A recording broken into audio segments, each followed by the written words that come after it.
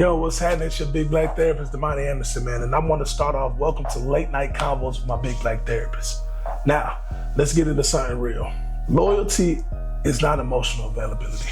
Just because you're loyal to someone does not mean that you're creating a safe space and allowing them to feel seen or even being present in their life. You can be faithful, you can be physically there, and you can also still be emotionally disconnected from your partner. Loyalty answers the question about, are you staying? That's simply what it does. Emotional availability answers the question is, are you open to receive? Are you open to give? Those are two totally different spaces. Some people are loyal because they value commitment, but they struggle with vulnerability. They struggle with emotional depth. And the thing about true intimacy, it requires that depth. It requires digging into the spaces of your life, being vulnerable, allowing space for others, being empathetic. All of those things count towards building that space. And if you don't know how to open up a path of emotional availability and you just say, hey, I'm here and I'm showing up, that's only doing half the job. From a therapeutic standpoint, emotional availability is tied very close to being able to be emotionally attuned and emotional regulation. If someone grew up in an environment in which they weren't privy to be able to express how they feel and open up to being vulnerable about what they're feeling, then oftentimes they're going to suppress those feelings naturally.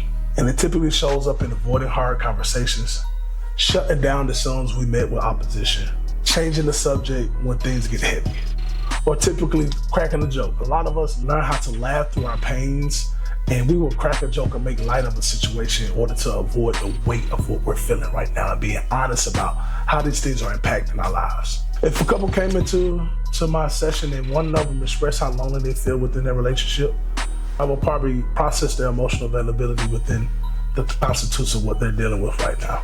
At the end of the day, you can't connect to someone who won't open. And if they won't open, we won't have access to being able to fill our cells and really connect on that deeper level. One of the things I would encourage them to do is expand your vocabulary. Oftentimes when we are not given the space to be able to express what we feel, we don't even have the literature to be able to say what we want. There's this thing called an emotional wheel. An emotional wheel gives a concept in which it categorizes different feelings, different emotions, different drawings to what we're doing and how we're processing whatever's going on in our life.